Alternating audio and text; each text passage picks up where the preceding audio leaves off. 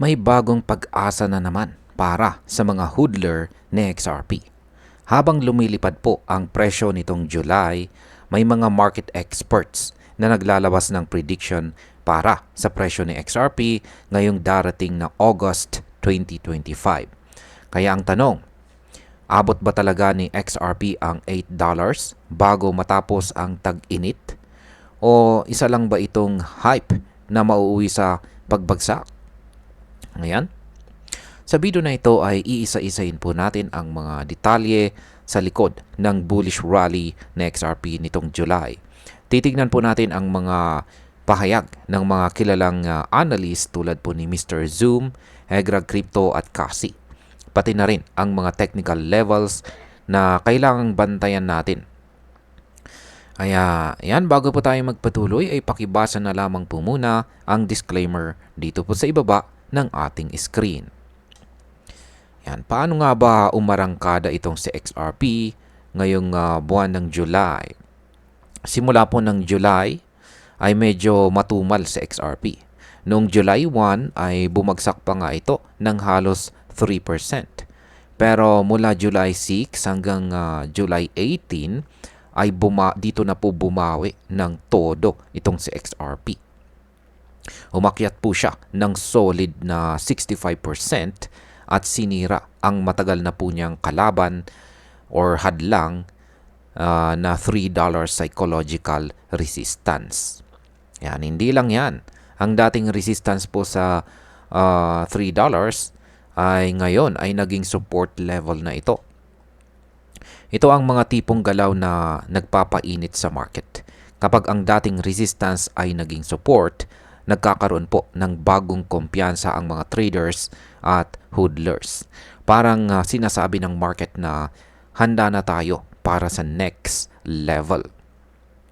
Ayan. Dito na po papasok si Mr. Zoom. Siya po ang head of marketing ng XP Market. At siya po ay nagsabi na may malakas na posibilidad na magpatuloy daw ang pagtaas ng presyo ng XRP ngayong paparating na buwan ng August. Hindi po niya tinukoy ang eksaktong presyo, pero malinaw po ang kanyang sinasabi na magpapatuloy ang momentum ng XRP.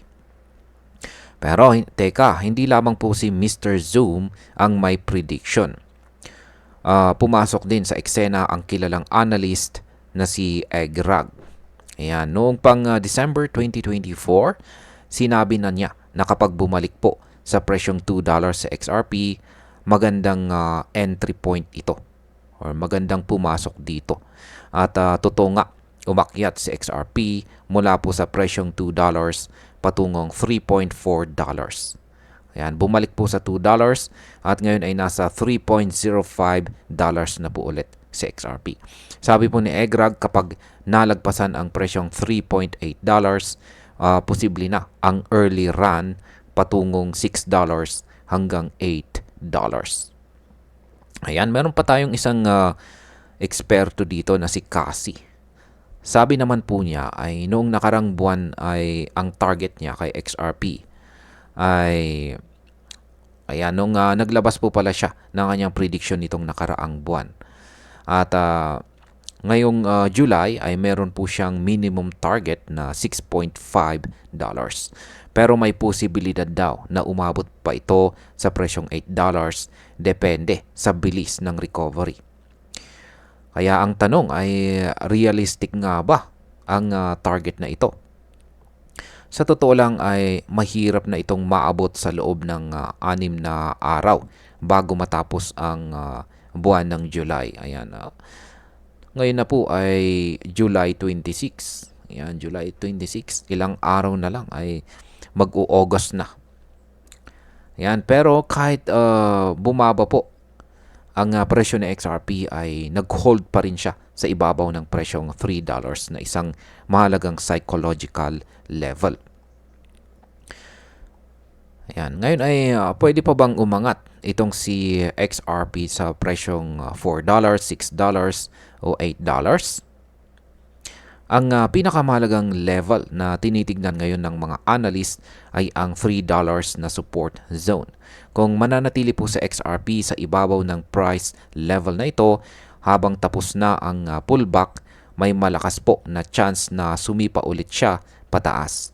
Kapag nabasag po ni XRP ang resistance sa $3.8, dito po pwedeng sumunod ang rally patungong $4.5. Pagkatapos ay $6. At kung lalakas pa ang momentum, ay aabot ito ng $8. Pero tandaan po natin, hindi ito mangyayari sa isang iglap. Kailangan po ng volume, suporta at positive market sentiment. Ayan. At sa kabuuan, ayan, kung para po sa atin bilang mga Pinoy crypto enthusiasts ay hindi po sapat ang umasa lamang sa prediction ng mga eksperto. Kailangan mo rin ng sariling strategy, tamang mindset at disiplina sa pagbili at pagbenta or buy and sell. Exciting po na makita na pwedeng umakyat si XRP sa matataas na presyo tulad po ng $6 o $8. Pero dapat po nating malaman na hindi po ito garantisado. Ang crypto market po ay napaka-volatile at sa bawat pagtaas ay may posibilidad ng biglang pagbagsak. Kaya ang pinakamabuti po nating gawin ay ang mag-aral, magplano at huwag pong pumasok dahil lang sa hype. At kung wala po tayong malinaw na plano. Kung balak po nating pumasok kay XRP ngayon, ay tanungin po muna natin ang ating sarili. Yan, itanong po natin ang mga katanungan katulad nito. Kaya ba nating maghintay? Kaya ba natin na harapin ang posibilidad na bumaba ulit ito sa $2? Ayan. At kung oo ang kasagutan natin sa dalawang katanungan na ito, baka ito na ang panahon para pumasok tayo. Pero kung hindi ka pa ready, ay mas mabuting manood ka muna at mag-observe. At ayan, ang pinakahuling tanong po pala natin dito ay magagawa nga ba talagang akyatin ni XRP ang presyong $8 sa pagsapit ng buwan ng August or next month? Ang masasabi ko po dyan ay posible, pero hindi po tayo nakakatiyak.